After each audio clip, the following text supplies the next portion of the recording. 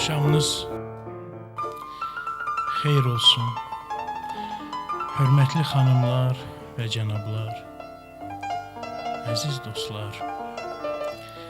İcazə verin, Azərbaycan Bilik, Maarifçilik, Mədəniyyət və İnformasiya Mərkəzi, Azərbaycan Kinematografçılar İttifaqı adından Elşad Quliyevin xatirəsinə həsr olunmuş gecəmizi açıq elan edim. Mən fürsətdən istifadə edərək Elşad Quliyevin xatirə işığına toplaşmış bütün xadimlərə, dostlara, əzizlərə öz dərin təşəkkürümü və minnətdarlığımı bildirirəm. Akşamınız xeyir olsun. Mən bu salona daxil olanda birinci ilə gözümə sataşan Elşad müəllimin harasa uzaqlara yönəlmiş baxışları oldu.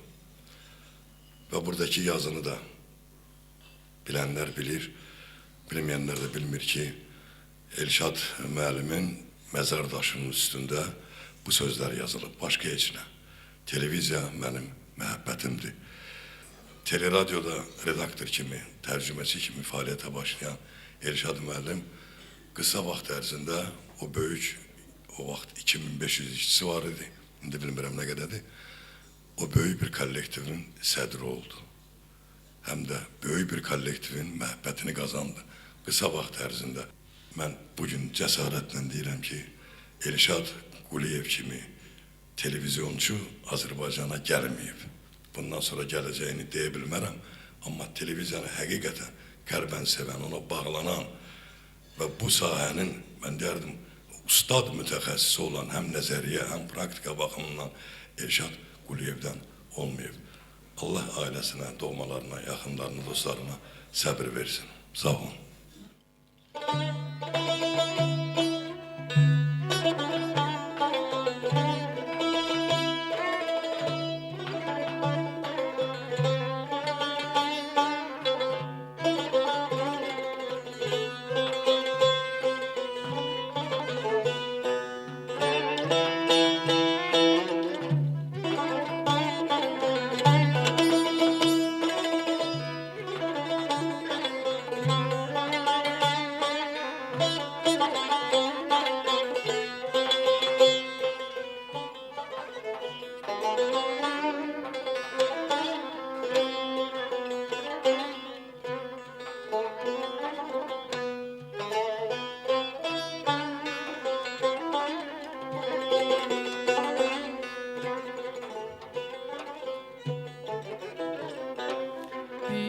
Sen idin ömrüm bezeyi, derdime devaya dağ çiçeği. Bir sen idin ömrüm bezeyi, derdime devaya dağ çiçeği. İndi neden kalbi didem hatire sen ya. İndi neden kalbi didem hatire sen ya. Sensiz gemlerim çağlar, könlüm gözüm kanar.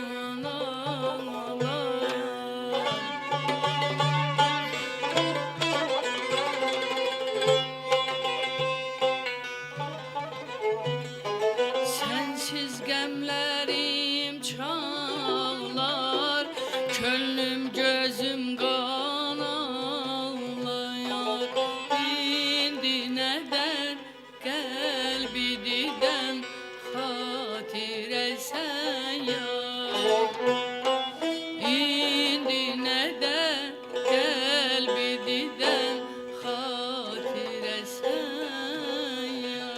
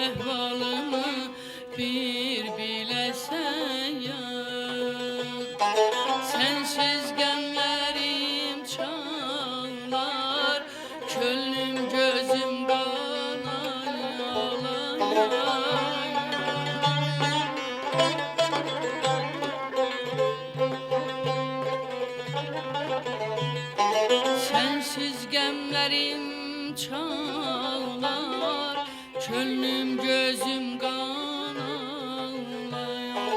İndi ne de kalbiden hatire sen yar. İndi ne de kalbiden hatire sen yar. İndi ne de kalbiden hatire sen yar.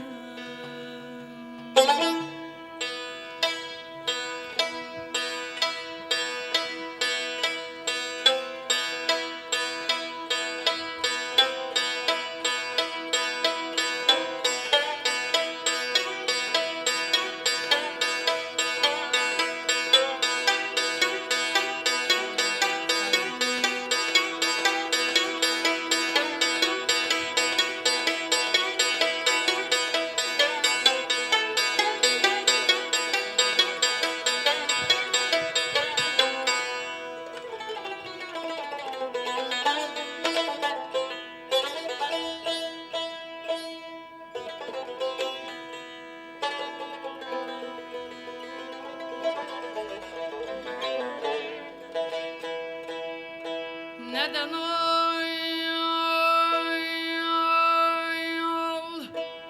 Büti peri veştehi bir bu yana gelmez. Neden ol Büti peri veştehi bir bu yana gelmez. Meğer o harabe evden usanıp cezana gelmez. Ne kılım edim ne çare o nigar nazenine.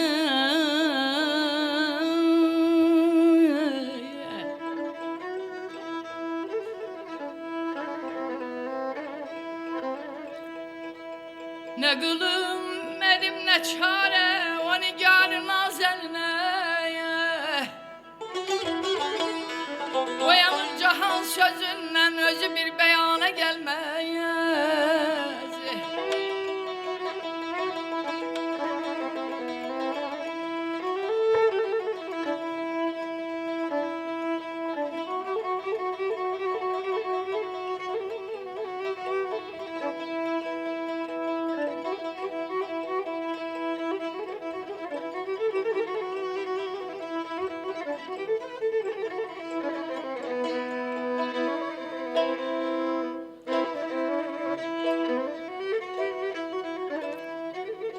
Döşeni bey ebri zülfün nefbal yanağın üzre.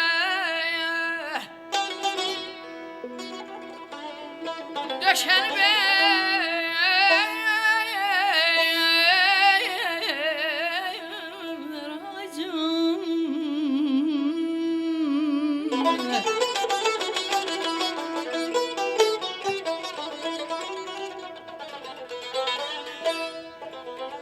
Döşenip ebri zülfün nakbal yanağın üzre.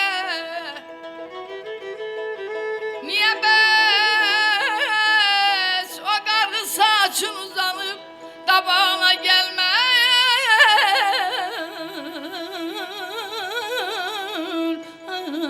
Hacım hey.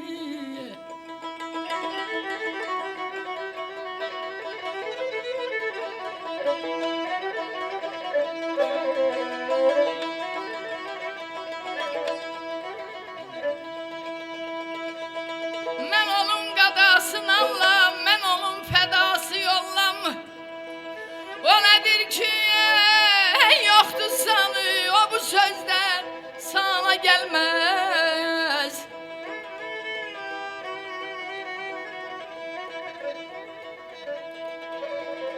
Gücüyle değil azizim,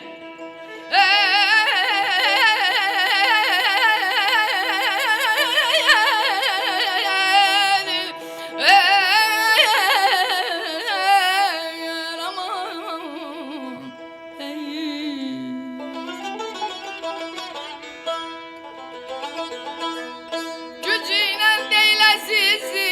şehab eşkidir eşk ki o bergi nakli iman her o yılana gelmez. Seri kuyare yine kan için getmiş nebati. Seri kuyare yine kan için getmiş nebati.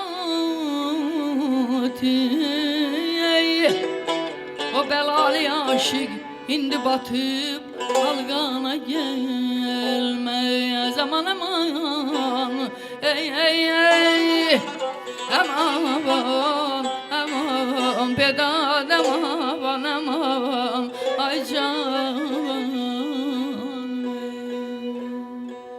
Geceler yuxusuz koymuşsan beni, öğrenebilmedim yürek sirrini. Geceler yuxusuz koymuşsan beni, öğrenebilmirəm yürek sirrini. Unutmak çətindir gözəlim seni. Unutmak çətindir gözəlim seni. Sevirəm, sevirəm təmiz eşkini. Sevirəm, sevirəm təmiz eşkini. Gəl gizlətmə məndən sən öz sirrini. Sevirəm, sevirəm təmiz eşkini.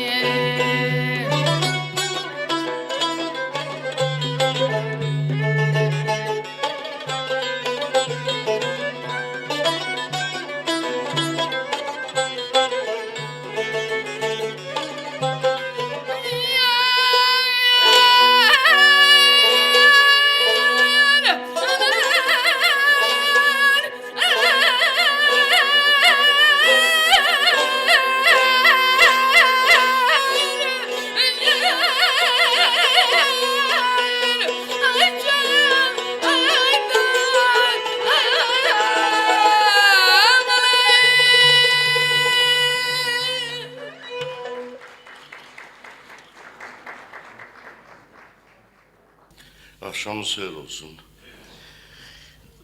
Doğrudan mənə Cəmil deyəndə ki, elə demədi, heç söz gerək bütöv deyəsən. Dedi, Yaşar mənim, biz, Elşad mənim xatirə gündür, vaxtınız olar gələsiz. Mən də telefonda qayıtdım ki, bəndənizi təhqir etməyə fikriniz varsa, ne için bunu xanənizə icra ediyoruz? Mənim və başqalarından öz adımdan danışıram. Borcumdur. Bu borcu yerinə getirməyə gəlmişəm. O borcun birini yerine getirmedim. Bu aylarda ben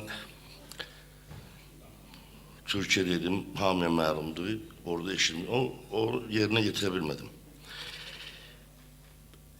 Cəlil Məmmədquluzadən bir sözü vardı. Gözümü dünyaya açandan bu dünyanı qaranlıq gördüm. İlk eşitdiyim söz Allahu Ekber, Allahu Ekber oldu. Estağfurullah, mən 11 yaşında televizyona gələndə ilk eşitdiyim sözlərdən də biri Elşad idi, Elşad. Elşad. Sonra əmri Elşad oldu, Elşad müəllim. Kiçik redaktordan, sonralar bilmişəm ki, kiçik redaktor nə deyil, böyük redaktor nə deyil. Və gözümün qabağında belə geçəli çıxmasında, indi mənim o vaxtım ki, geri özümə hesabat verəm, hər günümə, hər dəqiqəmə, hər saniyəmə. Və bu kişidə bir dəyişiklik əmələ gəlmədi. Təbii haldır ki, çox vəzifə adamları vəzifə qoyulandan sonra istədi, istəmədi, aksiyonmadı, yerişi də dəyişməlidir, baxışı da dəyişməlidir, salam verməyi də dəyişməlidir. Əgər dəyişməsə onu vəzifəyə qoymayacaqlar. Onun yeridir orada. Və Elşad mənim dəyişmədi. Elşad mənim həmin yeriş, həmin baxış, baxışından da bilmirsən sənə nifrət eləyir, yoxsa sənə məhəbbət var. Çünki o kişinin gözündən ayırmaq olmur ki, bu səni indi söyməyə gəlir, yoxsa o addımlarından. Və yaxud gəlir bizə ki, təbrik edeyim də deyib gedirdi, dayanmırdı. Və belə oldu ki, gəldi, yetişdi günlər, aylar. Mən çox danışmaq istəmirəm. Gəldi elə bir vəziyyət ki, mən bir tamaşadan, qatardan oynayandan sonra, 28 il bundan öncə, İsim Əlisadə Allah rəhmət eləsin, Ramiz Həsənoğlu'nun quruluşunda koridorda gördü məni, dayanmadı da, keçəcə qayıtdı, ha, heç bilirsən nə eləmişsən, nə oynamışsan? Dedim, ana, mən nə oynamışam görəsən, nə eləmişəm? Qatarda da bunu biz, bir həftədir cəmaat tərifləyir, mənə kişilə sataşırlar ki, ha, nə bilim nə. Sonra bir keçdi, gəldilər, çağırdılar. Mənə bir daha təbrik elədi. Elşad Quliyev sözün əslinə mənə elə gəlir ki, mənə elə gəlir. O şirkətə gəlib hansı vəzifədə işləməyindən asılı olmayaraq birinci növbədə sənəti dəyərləndirməlisən. Birinci sənəti bilməlisən, sonra buxalteri işlərini. Birinci sənətdən başlamalısan. Elşad mənim də belədir. Və gəldi o dövrdə, indi də bizim gözəl tamaşalarımız var. Amma söhbət təməl qoyandan gedir. Mənə televizor Ənvər Ərbəyli getirib Allah rəhmət eləsin.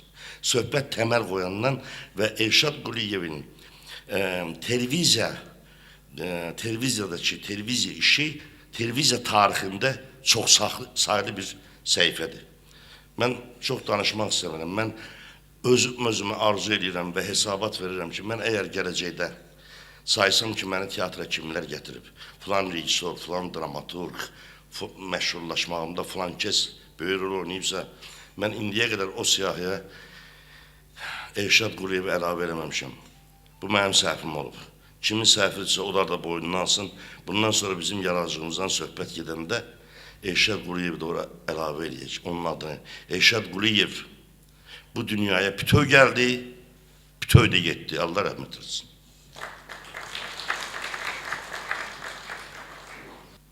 Bugün mənim üçün xatiri əziz olan böyük bir, gözəl bir insanın xatirə gecəsidir. Bir çox sənətkarlar, sənət adamları Elşad müəllimin qayğısı ilə böyüyüb. O qapını, televiziyanın qapısını biz evimizin qapısından çox açmışıq. Və düzgün açmışıq. O qapıya düz girmişik və o qapıdan da düzgün çıxmışıq. Və xalqın bu günləri bizə az nə varsa, nə istəyi, məhəbbəti varsa o televiziyadandır.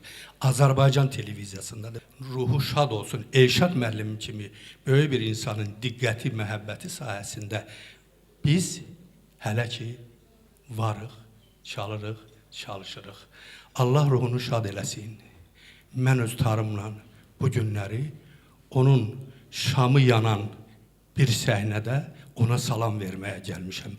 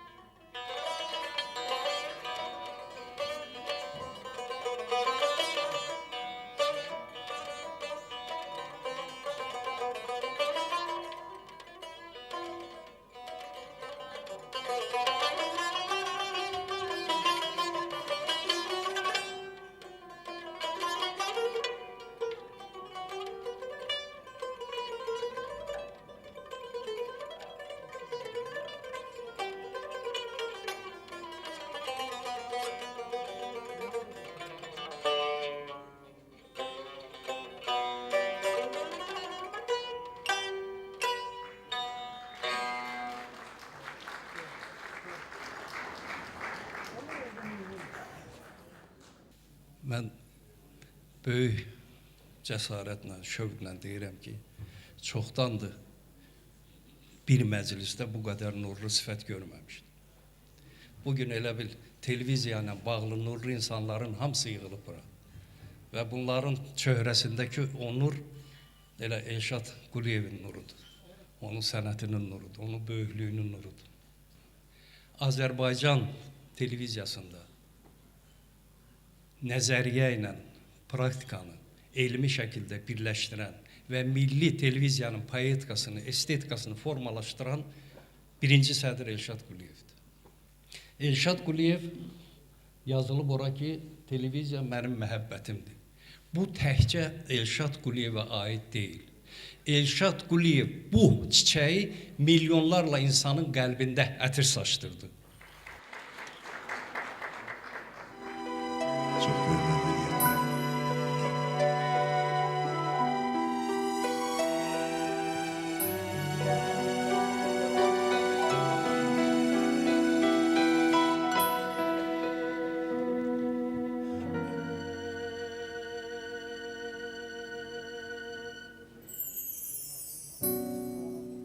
Dindi yine hatireler, döndüm yine o günlere.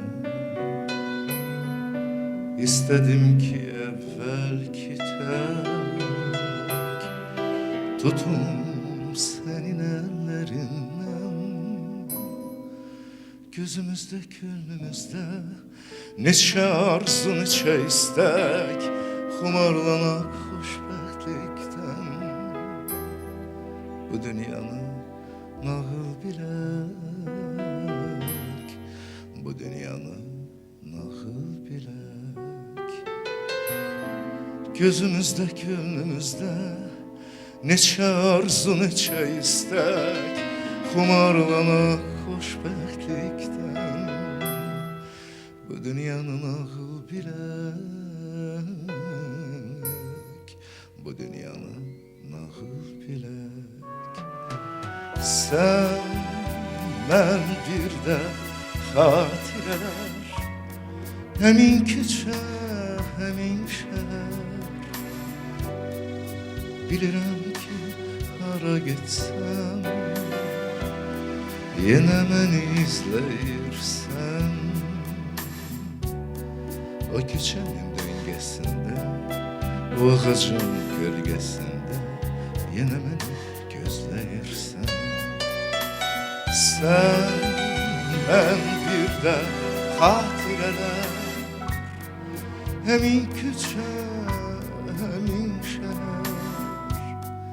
Bilirəm ki, hara getsem, yine beni izleyirsen. O küçenin döngesinde, o ağacın gölgesinde, yine beni gözleyirsen.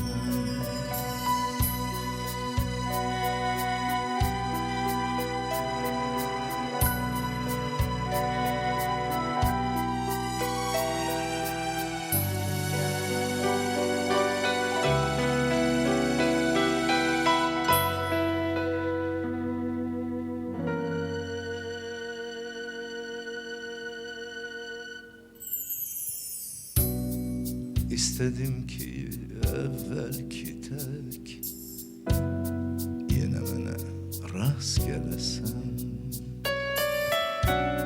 Güya ele sen de buradan geçirmişsen tesadüfen. İstedim ki geri dönem, aynar gözlerini görem, bakışlarından titreyen. Bu dünyanın ağrı bilek, bu dünyanın nahır bilek. İstedim ki geri dönem, aynar gözlerini görem, bakışlarından titreyen.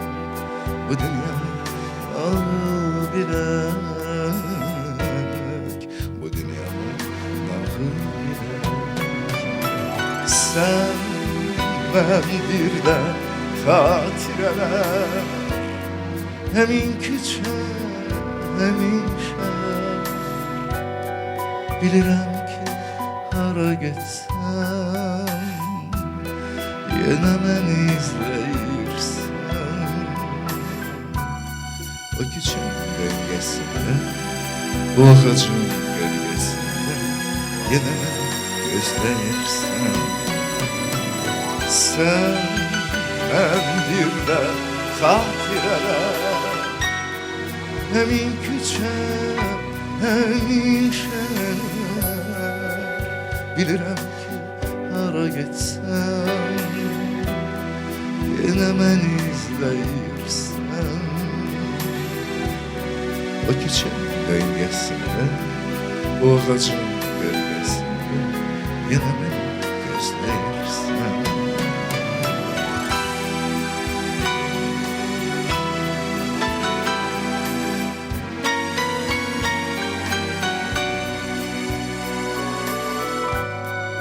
Bilirəm ki, hara getsəm Yenə məni izləyirsən O küçənin döngəsində O ağacın gölgesində Yenə məni gözləyirsən Yenə məni gözləyirsən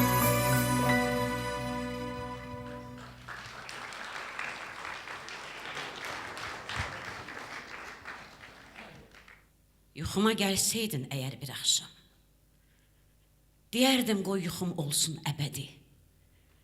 Səni çox gəzmişəm, çox axtarmışam. Bari itirməyim bu saadəti.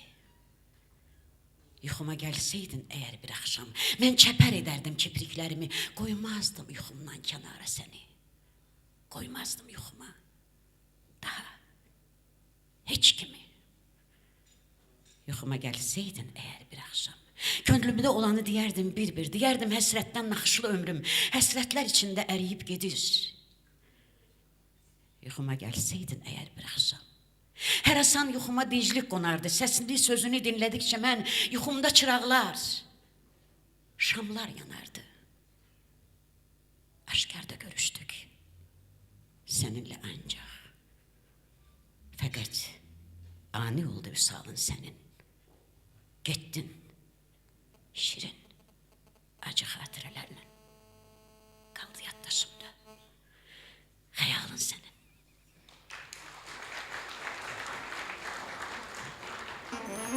Biri sən biri.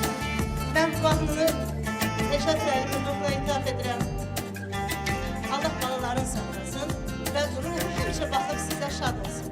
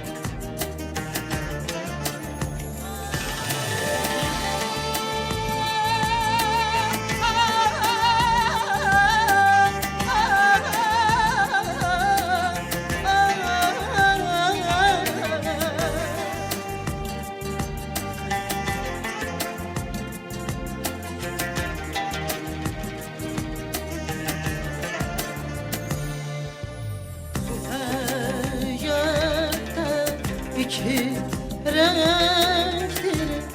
Biri sensen, sensen, biri ben yar.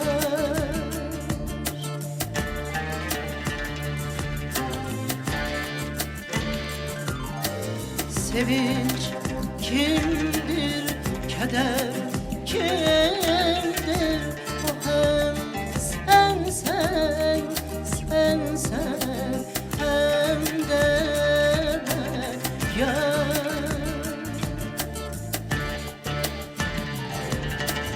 Boşa senin titremesi, biri sensen, biri ben yar. Bir perde, iki sensin, biri sensen yar. Boşa senin titremesi, biri sensen, biri ben yar. Bir perdenin iki sesi, bir sensen yar. Bu dünyaya biz geleli hem gemik hem de sevinç. Sen bendesen, ben sendeyim hem de sevinç. Sen bendesen, ben sendeyim, sendeyim, sendeyim.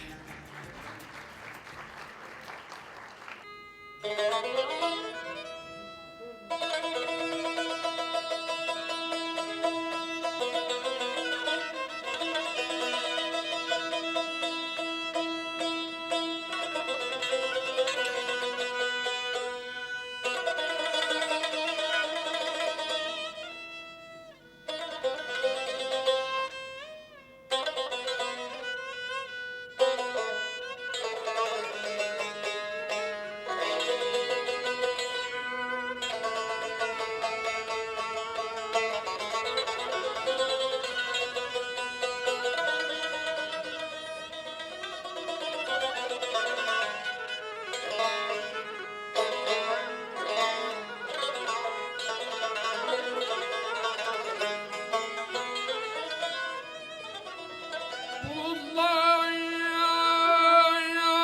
dağılır uzaktan lay lay, yine öz yerinde yuvarlanır ay.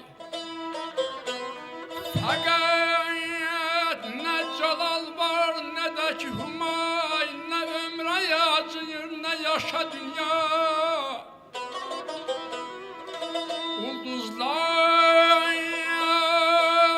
havanın bağrını delir, kayalı dağlarda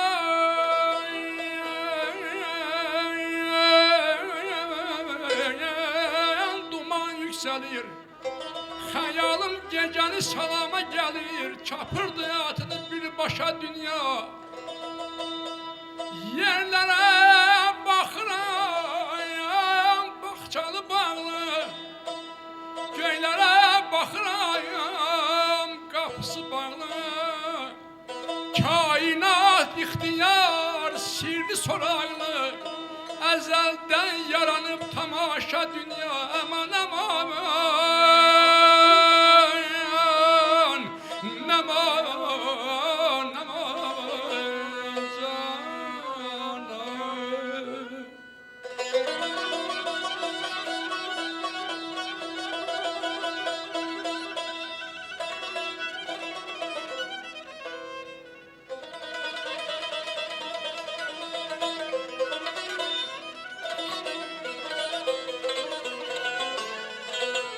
Bir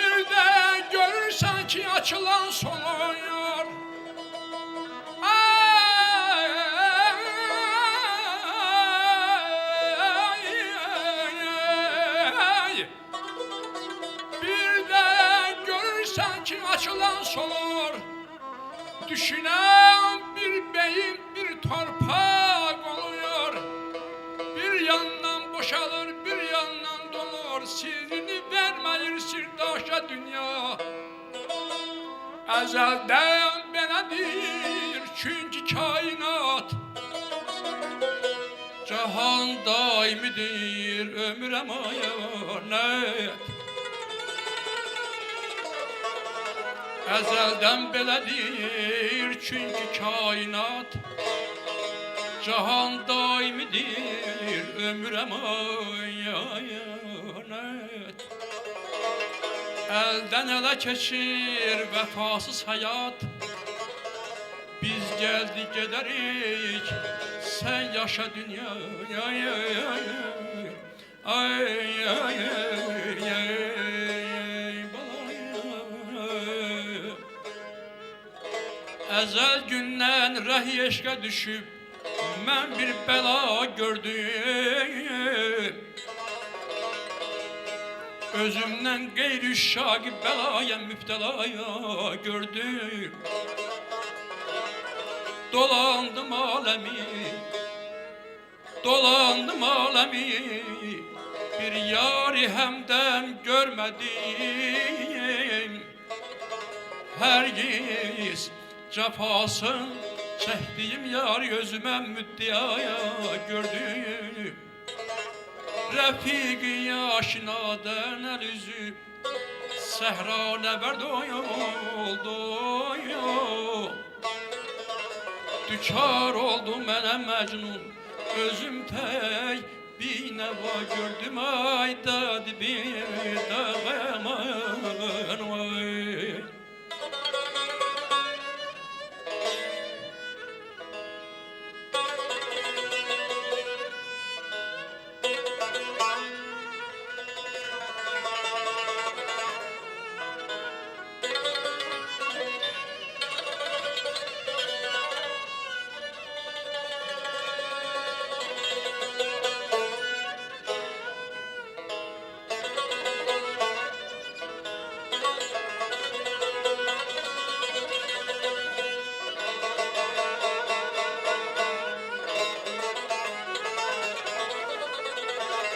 Vefadan dem vuran aşıkların halin kıyas ettim. Her bir yol tutup gitmiş tamamen bir vefa gördüm. Soruştum halini, gördüm başında kuş mekan etmiş. Demadem gözyaşın cari, işin yekser fena gördüm ay canım. Göremez aşığın qəbri, eğer 100 yıl bahar olsa, keçen aşıkların qəbrini açıp matem sera gördüm. Ay canım, aman ay dadı. Ağ üzünde halım, laledir yanağın. Aşığı öldüren, bəs nedir xəyalın? Aşığı öldüren, bəs nedir xəyalın? Bəs nedir xəyalın? Bəs nedir xəyalın?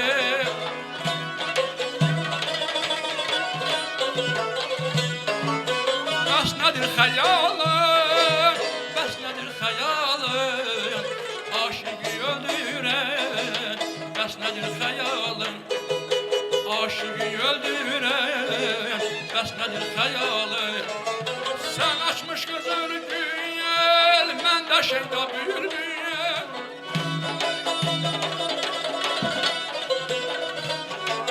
Sen açmış kızıl gül, mən də şeyda bülbül. Təhcə vuram eşqinlə, ey saçları sümbül. Təhcə vuram eşqinlə, ey saçları sümbül. Ey saçları sümbül, ey saçları sümbül. Ey saçları sümbül, ey saçları sümbül. Ey saçları sümbül, ey saçları sümbül. Ey saçları sümbül. Ne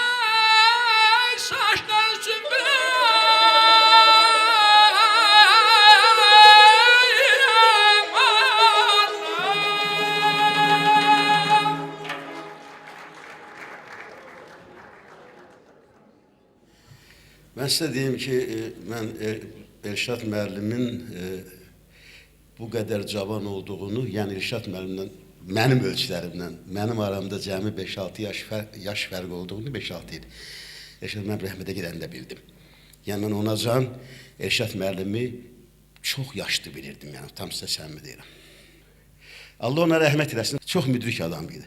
Nə deyirdin, nəinki dediyini, demədiyini də o bilirdi. Yəni biz söhbət edəndə təhsil dediyimiz yox, demədiyimiz də ona məlum idi. O cəhətdən çox dərin adam idi.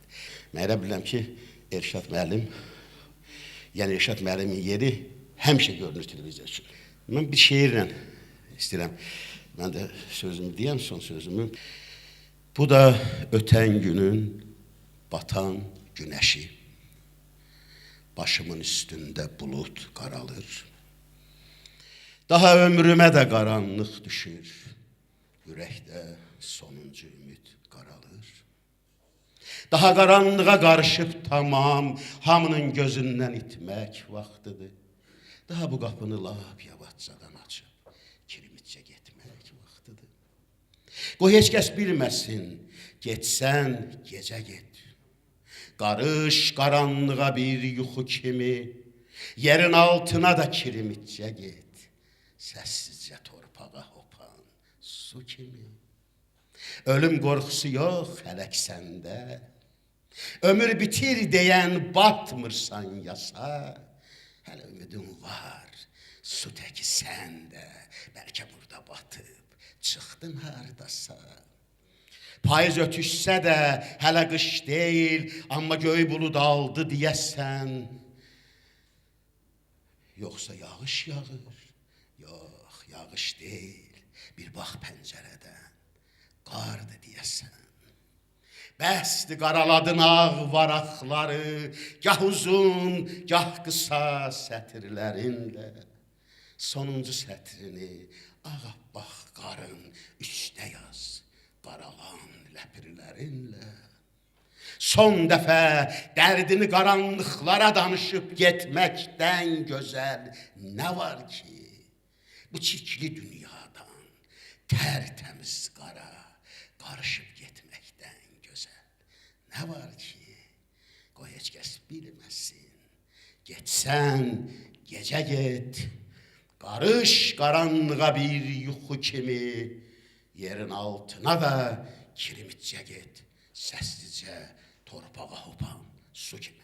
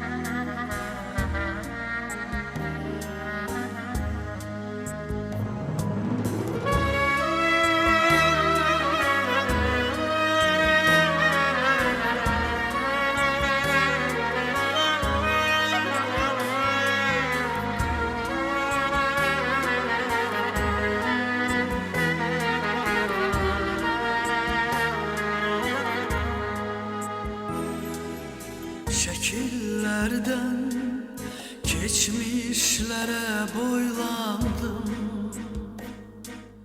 Baktıkça ben şekillere doymadım.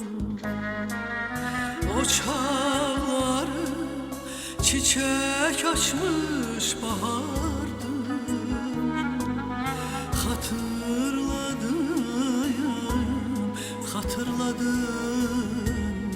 Hatırladım illeri.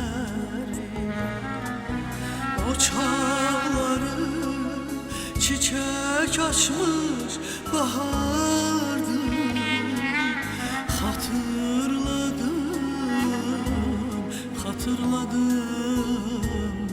Hatırladım illeri.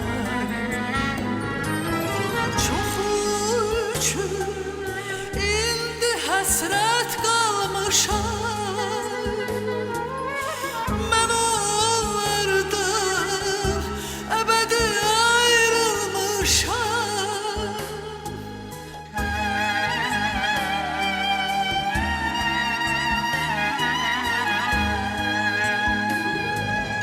Çoxu üçün indi həsrət qalmışam. Mən onlardan əbədi ayrılmışam.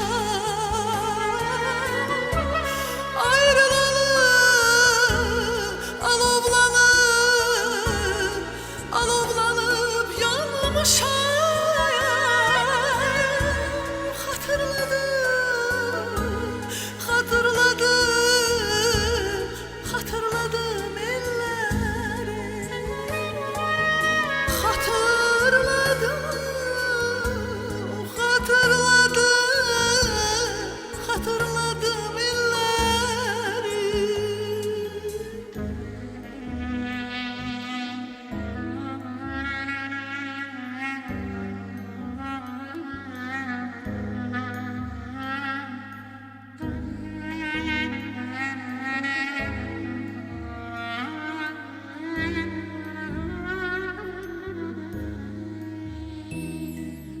Şəkillərdən baxırdılar doğmalar. Canlı gedib, cansız qalıb yadigar. Baxışlarda intizar var, intizar. Hatırladım, hatırladım illəri. Baxışlarda intizar var, intizar.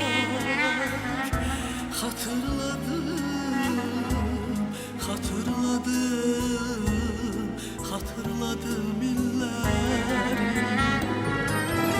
Çoxu üçün indi həsrət qalmışam.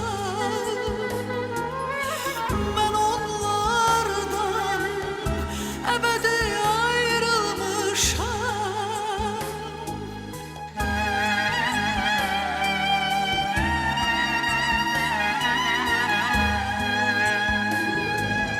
Çoxu üçün indi həsrət qalmışam. Mən onlardan əbədi ayrılmışam. Ayrılalım, alovlanıp, alovlanıp yanmışam. Hatırladım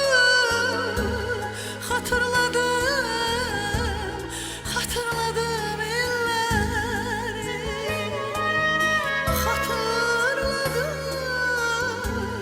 Hatırladım ay, hatırladım illəri.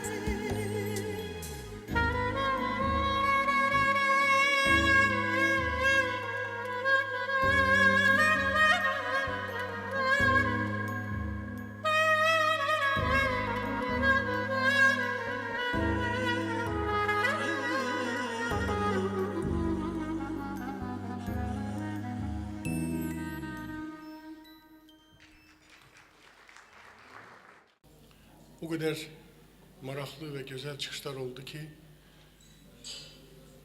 ben çıktım mikrofon karşısına ve bütün maraqlı fikirler, demek istediğim fikirleri hamısını yadımdan çıkarttım. Yadımda kalan ancak Elşad müəllimin vaxtında çektiğim tamaşalardı. Onların bir neçəsinin adını burada çekeceğim. Ona göre yok ki o tamaşaları ben çekmişim. O tamaşaları çekmek için Elşad Quliyev var idi. Elşad müəllim hem de büyük riske giden bir insanıydı. Çünkü her hansı bir idare rehberi Topal Teymur'u ekrana bırakanda çok büyük riske gelirdi. Çünkü onu pantürkizmde günahlandırabilirdiler. Yaşlı enekli adamı, efire bırakan adamı başqa ola bilsin ki qəbahətdə günahlandıra bilərlər. Və mən bugün fikirləşirəm ki, nə yaxşı ki Elşad müəllim var idi. Allah rəhmət eləsin, qəni-qəni rəhmət eləsin və mən ömrümün sonunacan bu adamın mənə elədiyi yaxşılıqları heç vaxt unutmayacağam. Sağ olun.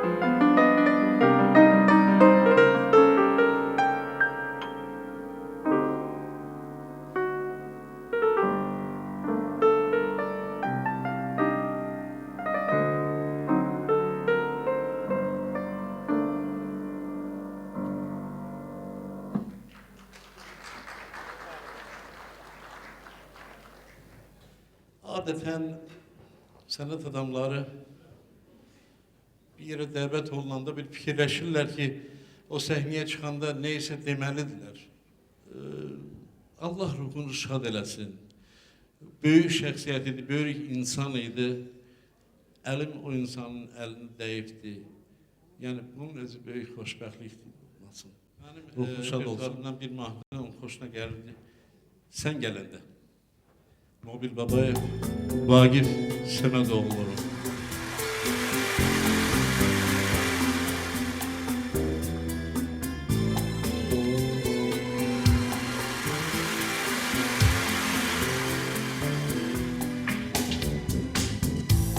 Suyu göçmüş havuza benzeyir denizindi. Solgun yerlerde kalır saldığı her izindi. O günü yar kaçmış gelinlere benzeyir. Ak paltarlı bulutlar. Sen gelende çiçekler açlardı, sen gelende bağlarda gül açardı, sen gelende keder benden kaçardı. Sen gelende çiçekler açlardı, sen gelende dağlarda gül açardı, sen gelende keder benden kaçardı.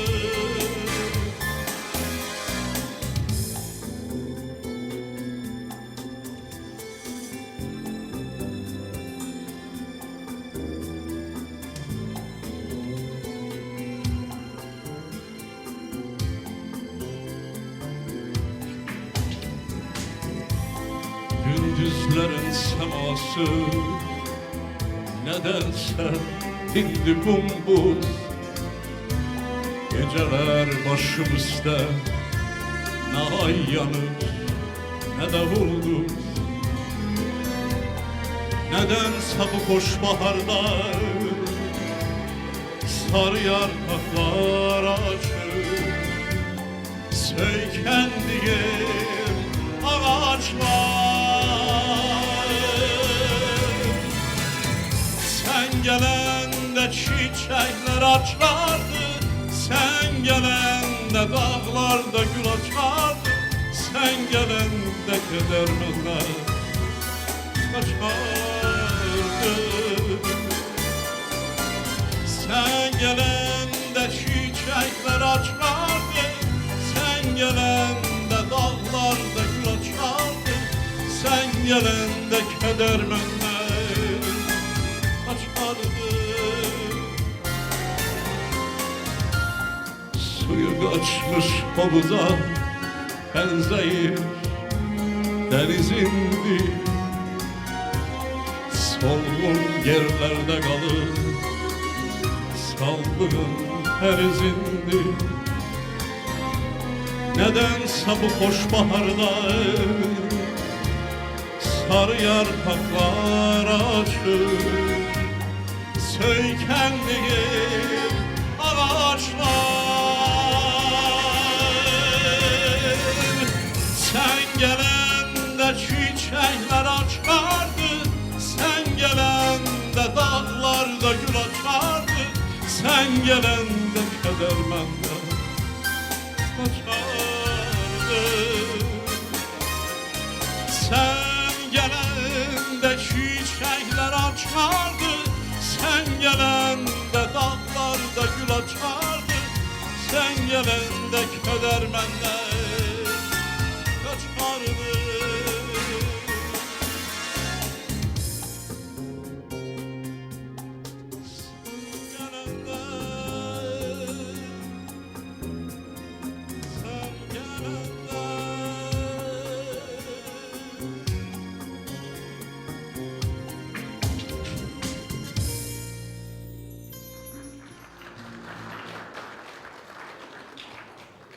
Mən Elşad müəllim barədə danışanda, hardasa söhbət düşəndə mən deyirəm ki, Elşad ASTV-də lap birinci şurupdan, necə ki, sağdan sola o burulmalıdır və antennanın qülləsindəki axırıncı o şualar yayan bir cihaza qədər hər şeyi demək olar ki, onun yaradılmasında iştirak edibdir.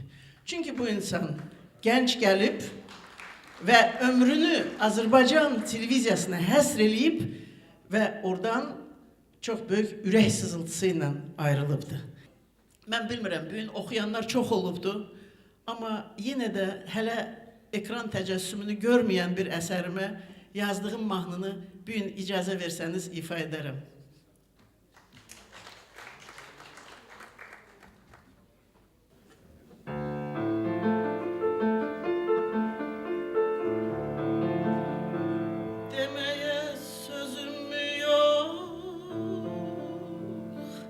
Susursan neden gizlediğin karanlık sancır gaflete.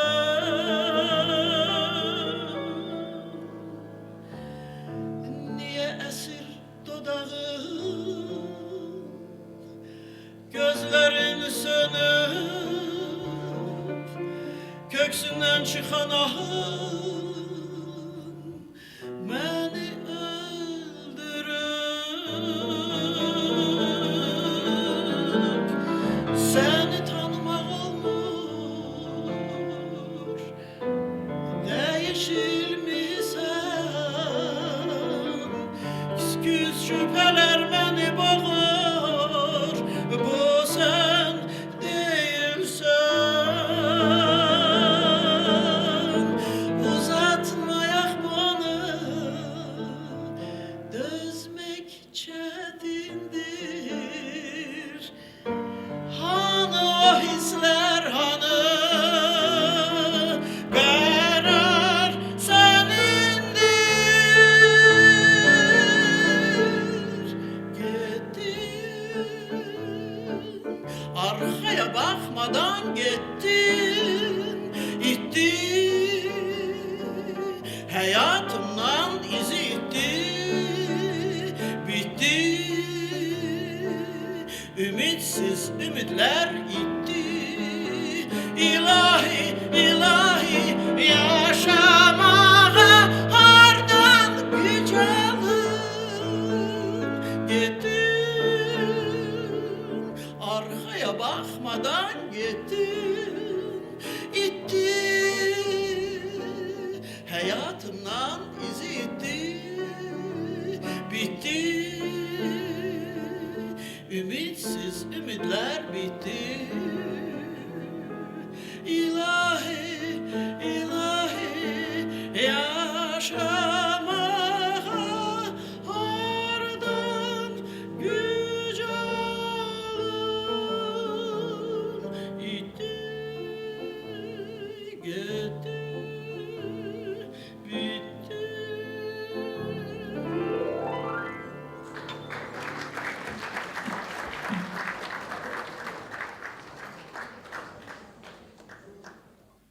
Hörmətli bu gecənin iştirakçılarını mən də salamlayıram. Və Elşad müəllim haqqında hər şeyi dedilər. Elə bir şey qalmadı ki, onu mən də deyim. Çünki Elşad müəllimə layiq olanlar deyildi. Mən bir şey deyərdim. Deyərdim ki, Elşad müəllim sağlığında elədiyi xeyirxahlığı ölümündən sonra da elədi. Bu nədir? Bu illərlə görüşməyən insanları bu gecə bir araya getirdi, görüşdürdü və hal-əhval tutdurdu. Bu böyük şeydir. Halal olsun sənə Elşad müəllim. Allah səni rəhmət eləsin, qəbrin nurla olsun. Mən Elşad müəllimə həsr elədiyim bir şeiri oxumaq istəyirəm. Taleyin hükmü. Talihlər suya bənzər, insanın özü kimi çox müxtəlif olsa da. Nə xeyri, nə zərəri, dünya mehmanxana tək boşalsa da, dolsa da. Talih bir yarpaq kimi asılmışdır hər kəsin ömrünün budağından.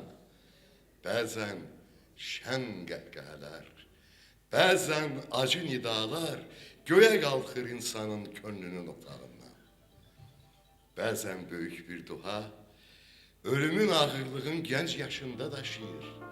Bəzən də nə sənəti, nə dərdi, nə möhnəti, kədərdən ayrı gəzib, sevincdən uzaq qaçan, nə qapısı döyülən, nə də bir qapı açan, xalis, lazımsız əşya 150 il yaşayır. Böyük bir sənətkarsa, ölümün ağırlığın gənc yaşında daşıyır. Dedilər, Fatih Ağay 90 yaşında öldü. Rəhmətli çox yaşadı, çox gördü. Bu acı xəbərdən gözlər yaşla islandı, qohum əqraba yandı. Bu taleyin hökmüdür. Ömür dünya mülküdür. Dedilər ki, bir alim, bir bəstəkar, bir şair, böyük bir heykəltaraş ömrünü başa vurdu. Ürəkdən axdı yaş. Gözdən axdı yaş, qohum yandı, dost yandı, yadın nitqi qurudu. Bu da taleyin hökmü, bu da onun əmridir. Görün hansı sitəmli, görün hansı qəmlidir. Görün neçə ixtira, görün bir yazılmamış neçə əsərlər mehmanxanadan getdi. Sən ey taleyin hökmü, kim səni başa düşdü, de kim səni dərk etdi. Möhnətə salırsan bəzən ürəyi, bəzən də şad edirsən, fərman verən, şaha da fərmanı sən verirsən. Sən ey taleyin hökmü, neçə açıq qapını bir anda bağladırsan, bəzən də bu dünyada ağlayanı güldürüb, güləni ağladırsan.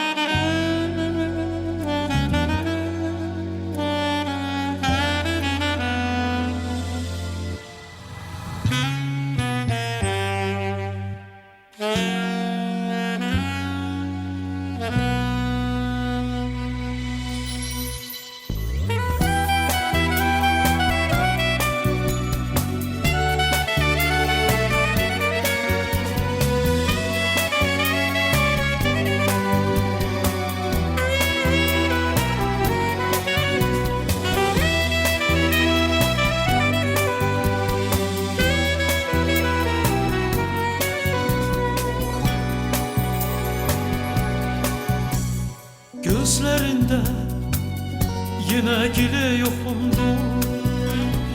Ben ne dedim, yüreğine dokundu. Bu adetti, aralıda söz olar. Gel barışa, niye küstün, niye yar? Bu adetti, aralıda söz olar. Gel barışa, niye küstün, niye yar? Yüreğimde hatireler oyandı. Geçen günler göz önümde dayandı. Bir olardı sohbetimiz, sözümüz. Bir gülerdi yüreğimiz, gözümüz. Bir olardı sohbetimiz, sözümüz. Bir gülerdi yüreğimiz, gözümüz.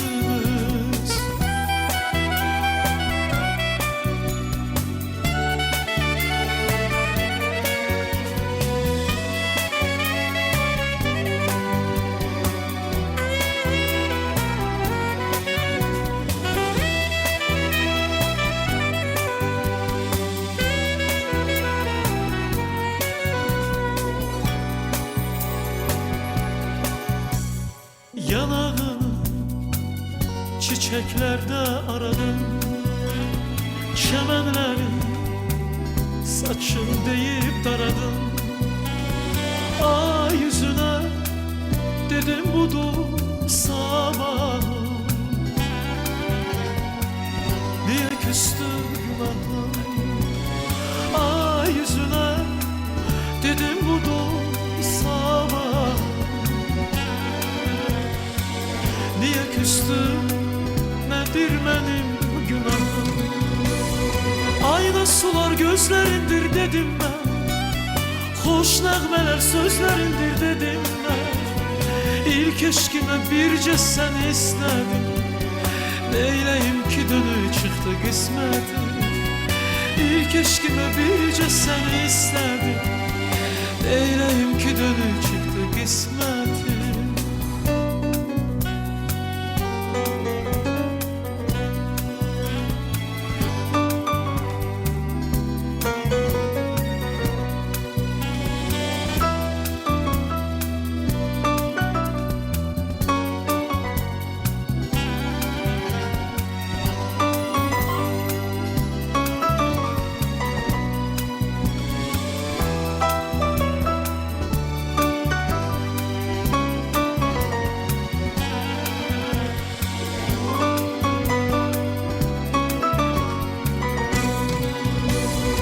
Ayda sular gözlerindir dedim ben, hoş nəğmələr sözlerindir dedim ben. İlk eşkime birce seni istedim, neyleyim ki dönü çıktı kısmetim. İlk eşkime birce seni istedim, neyleyim ki dönü çıktı kısmetim. Neyleyim ki dönü çıktı kısmetim. Neyleyim ki dönü çıktı kısmetim. Neyleyim dönü çıktı kısmetim.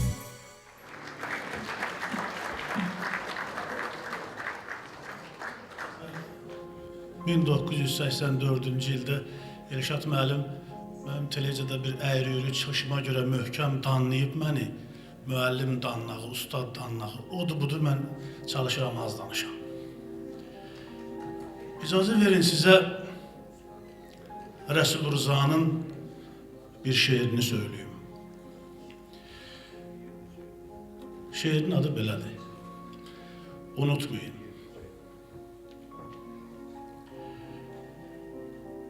Mən güllü bir may səhəri doğulmuşam. Bəlkə getdim bir yanvar axşamı. Tabutuma ipək salmayın, dəfnimə toplamayın izdihamı. Bir oş torpaq üstünə qoyun başımı, mən o torpağı sevmişəm. Amma məhəbbətim nə sərgiyə qoyulan tablo olub, nə parıltısı diqqət çəkən üzük qaşı. Mənim sevgim sevgi idi, sadə, yaxşı. Mən anamın südü kimi, atamın öyüdü kimi sevmişəm bu torpağı. Bir oş torpağı əsirgəməyin məndən. Mən yalnız onu aparacam nəsil-nəsil insanlara, çeşit-çeşit neymət verəm bu vətəndən. Mən öləndə ağlamayın, mən öləndə gülməyin. Yox, axı nəyə gərəkdir? Mən sağlığımda çox ağlamışam, çox gülmüşəm. Amma məni yalnız qoyub əbədi sükut evində qaydanda geri açın. Taybatay, açın otağımdakı pəncərələri. Səssiz çıxın otaqdan, çıraq yanmasın. Sükut oyanmasın. O səssiz, o qaranlıq otaqda dincəlsin ruhum da. Arzumu, ümidimi, istəyimi, kədərimi, sevincimi görmüş otağımda. Eğer ölüler geri dönə bilsəydilər, mən bu otağa gələrdim. Burada uzun bir dəqiqə dincələrdim. Mən xoşbəxt olardım, tabutumu özüm apara bilsəydim. Adımı, xatirəmi yazılı nitqlərdən, sərin ahlardan qopara bilsəydim. Vətən torpağı genişdi qəlbim kimi, demirəm aparın, göy çayda bastırın məni. Amma riyakar gözlərdən uzaq, aparın bir çayda bastırın məni. Tabutumu örtsün sərin sular, Qəbrimi görüb kədərlənməsin sevinclilər, arzulular. Gülsün güneşli gündüzler, sevinsin insanlar. Akşamlar da mənə yaşıl saçlarını sulara sallayan salxım söğütlər ağlasın, ağlasın.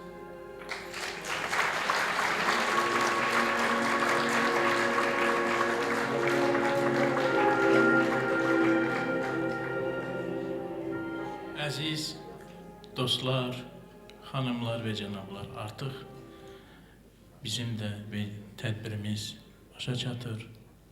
Mən öz adımdan, ailəmiz adından hamınıza öz dərin təşəkkürümü bildirirəm ki, bu isti may günündə siz öz vaxtınızı sərf edib gəldiniz bu zala və bizimlə, bizim ailəmizlə kədəri böldünüz və Elşad müəllimi xatırladınız. Çox sağ olun.